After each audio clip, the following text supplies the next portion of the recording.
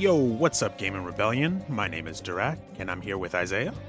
Hey everybody. And today we were talking about AppCharge. Yeah, so AppCharge is a company that's positioning themselves to be like the Shopify for gaming. Basically, they want to be a platform for publishers to build their own sites for selling video game currencies. Thinking mainly for like mobile gaming and whatnot. And I wanted to talk about how that can impact the industry, especially regarding mobile. You have Apple, Google, they have the monopoly, their duopoly, basically in the mobile gaming space. You have to go through them. I think they charge about like 30%. So companies are upset because they take the 30%, and then if they have any microtransactions inside of it, they want a piece of that too. Mm-hmm. So AppCharge is setting themselves up as an off-platform spot, so you can buy your microtransactions for the game without going through Google and Apple. But I wanted to, see what do you think? Do you think Google and Apple is going to take this lying down, or? Originally, when I saw the topic, I thought it was just that they were allowing these developers to make their own app stores, but that's not the case. What they're doing is they're basically allowing developers to have their own storefronts. I guess you can consider it to having your own website where they can make you can make your in-game purchases for any of the games that they develop directly from their website, which basically bypasses any of Apple or Google's restrictions that you would normally have to go through in order to make purchases for anything in game. This is so you have incentive to have your game posted on their app stores and get your name out there. Yes, I guess I should have clarified more when I said Shopify for people who don't know what Shopify is. Shopify is a platform where anybody can go and create their own storefront. But Right. Shopify itself handles like all the back end. So the back end for one store is very different. The front end, rather, for the stores can be very different. You can design it so that it's to your specifications and whatnot. If you're Right. selling t-shirts, somebody selling game controllers, whatever the case is, you can tailor the store how you want. So that's what they're positioning themselves as, so they can be that back end, and the developers can have the front end where they can set things up the way they want to. And they're not basically it's adding competition to the space, and monopolies, duopolies, they do not like competition. That is the worst thing for them. So how do you think that they're going to respond to this? I'm kind of wondering how exactly they would be able to respond. I know that there are some regulations that passed fairly recently that prevents them from continuing their practices that allow them to create these monopolies, or duopoly in their case. So I don't really know exactly how they could go about combating this whole system besides just pulling those particular games off of their markets. So right now, I was doing a little bit of research on Supercell, which was one of the publishers that helped fund this whole process. For those of you who are unfamiliar, although I'm sure many of you guys already know, Supercell developed Brawl Stars, Clash of Clans, Clash Royale, Squad Busters, and Heyday. So if you were to go to their site, they also use the AppCharge program. So they have their own storefront for each of their games. So if you were to go to their websites, you can buy the premium in-game currencies. You go directly through them, and they can set the prices however they want to, as opposed to setting prices while considering the percentage that they also have to be taxed basically by Google or Apple just for hosting their game. Now they have the control to do what they want with the prices. If I remember correctly, it says that they can technically have up to 95% of the profit, as opposed to having 70 to 75%. I forget exactly what the numbers were, but it's really a game changer, because it's like you said, like you're increasing the potential for competition, which I feel in this day and age is something that should be more welcome. We don't need monopolies to control everything, because that's when things start to go awry. As soon as someone gets that God complex, then it becomes an issue, which seems to be inevitable in most cases. with this basically kind of sidesteps that potential. Of course, you're still going to have companies that are going to try to be at the top, but here it becomes a lot more difficult because now Google and Apple can't basically dictate how you run your game or what you're able to promote, or basically just take more money out of your pocket so that they're happy with what you produce. But it means that they're going to have to work harder, which is something that they're not going to want to do. But they can either try to challenge it, like I said, by taking your game off the store, or they can try to find another direction to kind of stay on top of their game or find a different market. But as of right now, if developers rather, continue to follow this trend and use apps such as AppCharge or programs such as AppCharge, it will really change the landscape of gaming. And I want to see more of that in other areas of the gaming industry. Yeah, I want to bring up the Epic versus Apple case for a second. So basically what happened was Epic is in charge of Fortnite, and they had Fortnite on the App Store, on the iStore, and they had an external payment system set up. So if you bought, the Fortnite skins or whatever, all the money went to their alternative. Apple said, "Hey, that's violating our policy," so they kicked them off the App Store. Epic sued, and this is kind of interesting because Epic lost most of the case. Courts held up and said Apple was within their rights, that you violated their policy, so they can kick you off. However, they said that Apple must allow external links to alternative payment systems. So that's where AppCharge, I believe, is sneaking in because of this ruling, which Apple is appealing, by the way. Of course, Epic's appealing the claims they lost too. But AppCharge is this alternative payment system that can be linked to. Right. So the court ruled that Apple is not a monopoly, even though they kind of are. Right. I don't understand how they're not, but that was the ruling in the case. But I guess having this external alternate payment system is opening up to competition, but it's a little disingenuous because every extra click you have to do to get to pay somebody is a point of friction where the customer is just going to say, forget it. Right.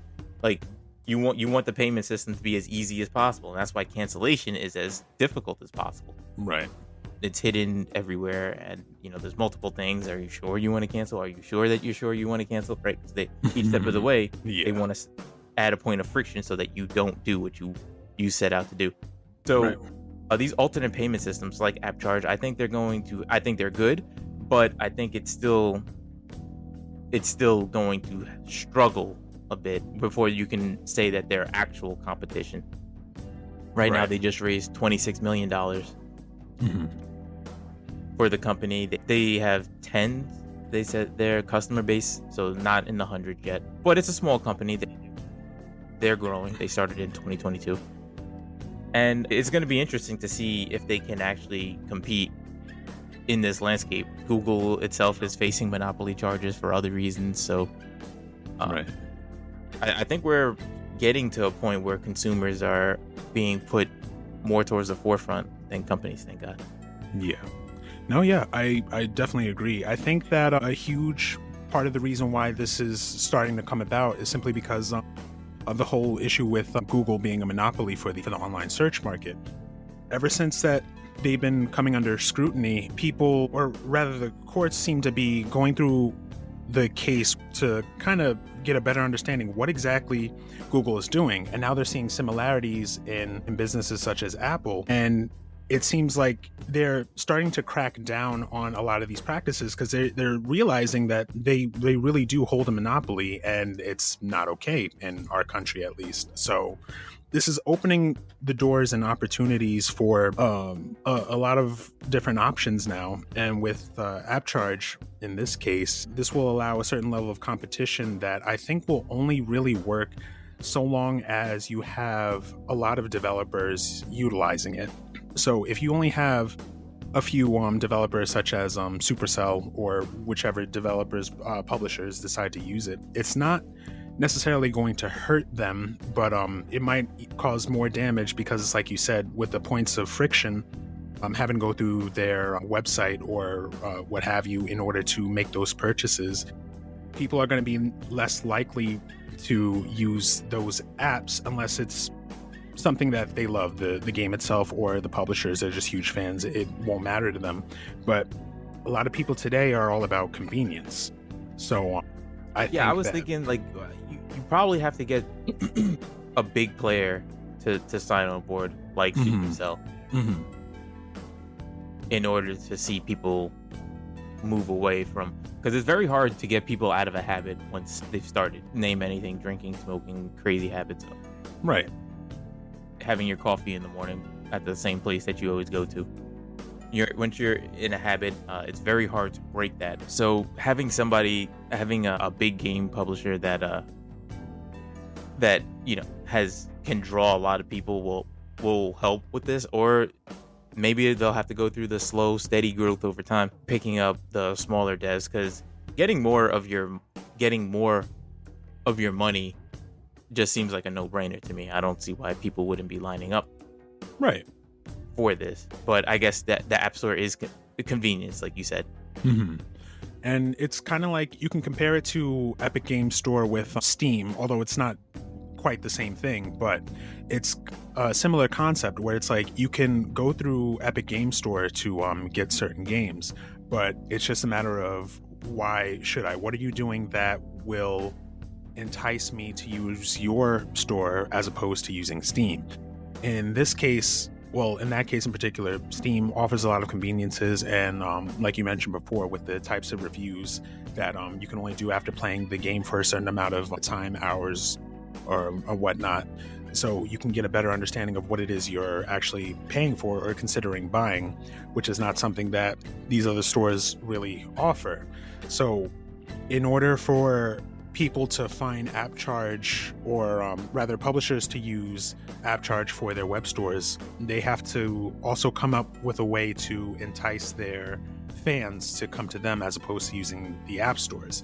Right now, like, I have the App Store, I have Play Store on my phone. Anytime I feel like I want to try a new game or whatnot, I go directly to the store. I look to see what's available, what looks cool, what has like a cool cover art or whatever, and I'll look at the reviews, I'll look at the description, and if it looks like something interesting that I want to play, I'll go ahead and download it from there.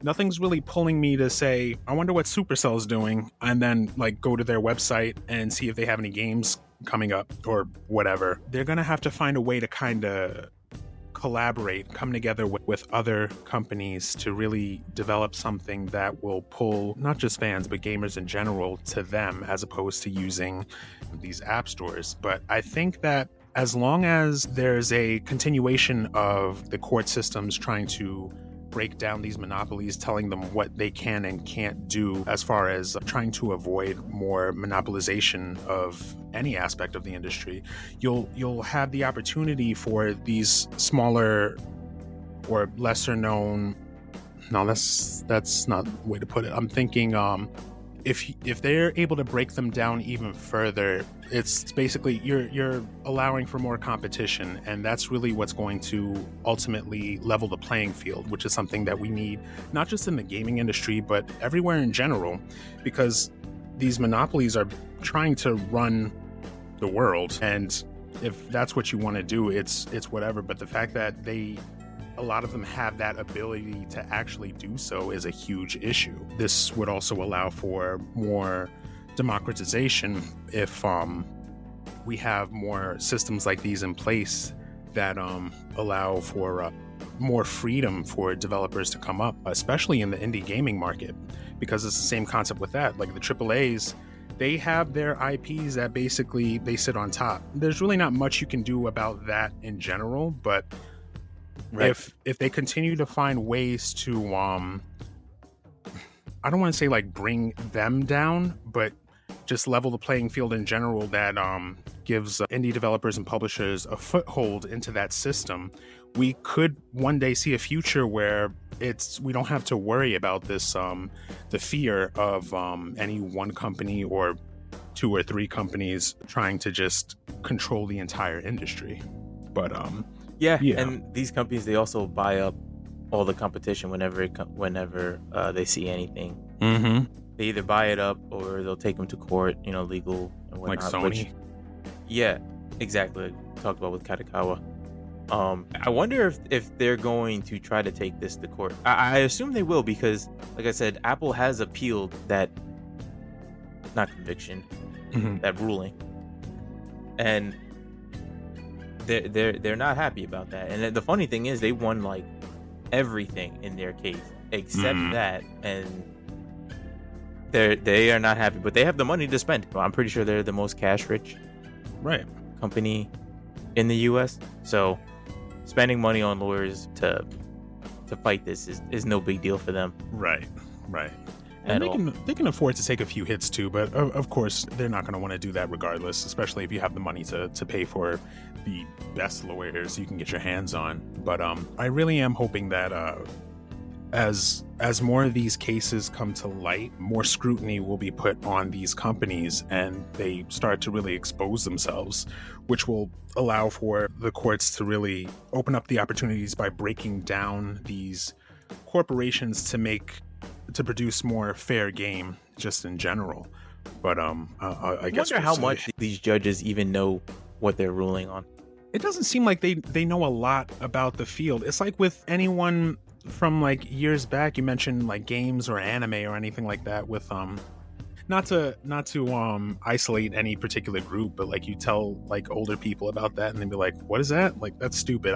Why would I care anything about that? But yeah, then you tell them, it's like, well, this is a multi-billion-dollar industry that basically runs the whole world right now, but people don't look at it like that. They see like children's games. So I imagine that judges have a similar thought process when delving into anything having to do with this industry or anything similar in general. Of course, that's just me making an assumption, but that's just the way it seems, because now that these cases are coming up, all of a sudden it's like, wait, this isn't good. We got to fix this. It's like, it took you this long to figure this out because they've been ignoring it, or other companies just haven't been put in a position at this point in time where they can actually make these cases and actually have the potential of winning them.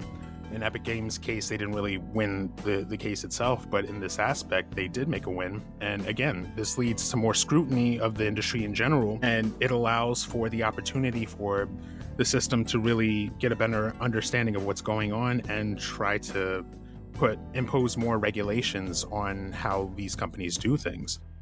Yeah, and usually regulation is not really seen as a good thing, but in some cases, especially when you have so much power, you need to be regulated, unfortunately, because you have the power to kick people off like Epic by making up whatever policies and the court ruled that was okay.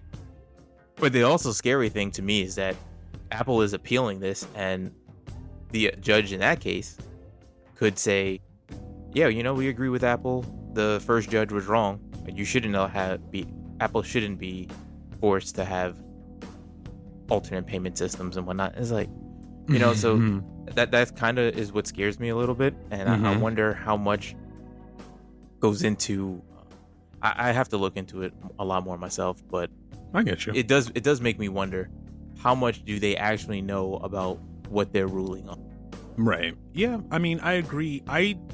At this point, I don't fear it as much because, again, it leads to more exposure of the why. Why did it come out this way? If another judge came and said, yeah, the first judge didn't know what he was talking about, you can do what you want, it's still going to be exposed where people can take a look at it and try to understand why it came out this way. And then they can form their own opinions, and hopefully with future cases and whatnot, they can bring this up and it can provide further analysis. I say that not just because of judges, but lawmakers, regulators in general, right? The FTC brought the case against Microsoft for trying to acquire Blizzard, because saying it was a monopoly of some sorts. It's like, how in the world can you even think that this is a monopoly or that this would lead to a monopoly? That part didn't make any sense. So it's almost like they're just shotgunning and seeing, like, Yeah, they it don't have just a seem full a little understanding. random. Yeah, that's why I want to know, like, how much do they actually understand of what's going on, or is it just politically this would gain points, so we're gonna take this case up or what have you, or I'll rule in this manner. I'm not really sure how principled they are in their approach. Which is really unfair if you really think about it, because if they don't understand the field or the topic, they shouldn't really be in a position where they can make a ruling on it. But what do I know? I'm not a lawyer, but you would think that you would have to have a certain amount of know-how in order to judge appropriately or make a ruling appropriately. But Right. And of course, the other side is going to have their lawyers who can talk up, and they know. Of course, they're experts. Right. And in some cases, they may even know the judges. And you know how to play or just how to speak the right way. And the future of the industry is decided by these cases. I don't know. In some ways, it's a little scary. Hopefully, it ends up working out for the consumer in the end, and they're not just looking out for the company. Right. I'm honestly hoping that in the future they can really just come to a better understanding, because I understand as time goes on, people still have to learn. They have to understand what it is that makes the world run and understand how these rulings and regulations affect people's lives. In this case, this is just opening up opportunities for more publishers and developers to get their names out there, to basically just bring more I lost my train of thought, but basically just bring a fuller understanding of the system in general, because it's not just gaming. There are other areas that people are not privy to or have a very good understanding of, but they still exist, and attention needs to be brought to those things in order to establish a certain level of fairness throughout the country and the world in general. But it's going to take time. It's going to take a lot of empathy and a lot of willingness to learn, especially if you know that you're wrong, or you don't know what you're wrong, but you're open to learning new things and open to learning or understanding that things need to change in general.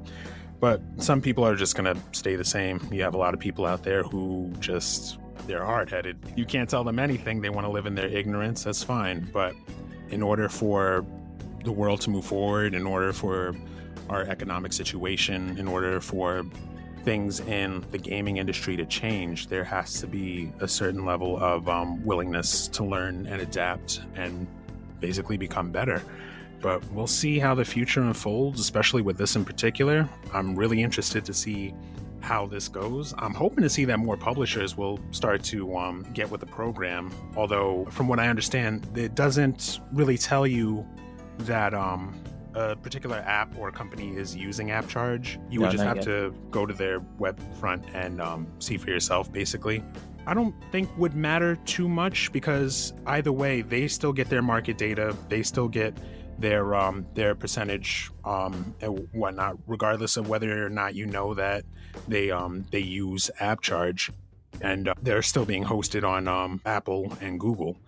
But still, besides the fact that they can get the information that they need with a while being able to take home a larger percentage, I hope that they can find another way to kind of innovate this space so that they can bring more attention to the developers themselves, as opposed to the store, who decides that they want to gatekeep to make a profit. And I guess one thing I want to bring up, the regulation thing, was we also have a responsibility in this, in a way. It kind of surprised me, because they don't teach civics in school anymore, so I didn't learn this in school. But you have the ability to comment on different regulations that they're trying to pass and express your opinion on it as well. So when we say that the judges may not know, or the regulators, at least I'm not sure with judge rulings, but that they don't understand that the issue, that we have the opportunity to comment on it for them to read and help them understand the issue from our perspective. So right. Yeah. That's a topic for another day because I would love to get into that and how we can help affect change. No, yeah, because we all have a voice. I know that's something that a lot of people don't feel like they actually have access to. They don't think that their voice matters or it counts in this day and age, but it really does because it's just like you said. You can comment on these things, and you can share the information. And for all you know, you could actually teach the judge something so that a fair ruling is actually put in place, as opposed to them just leaning on their own understanding. But that's our system works, and if we utilize it properly, I mean, we'll get to a better future. But yeah, we'll have that for a different topic another day. So I think that'll do it for this one. Do you have anything else you want to add? Nope. So that'll be it for this episode. You guys let us know what you think about this whole AppCharge system that allows publishers to hold on to more of their profits as well as their market data in order to really put their names out there and become bigger players in the market. Feel free to share all your opinions on our link left below in the description. And I think that'll do it for this episode. Peace. All right. Peace out.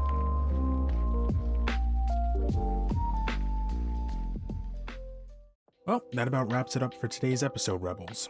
Don't forget to subscribe and stay informed on all things gaming. We've got some exciting projects coming up, so you won't want to miss what's next. We'd like to thank you again for tuning in and joining the rebellion. Until next time, happy gaming.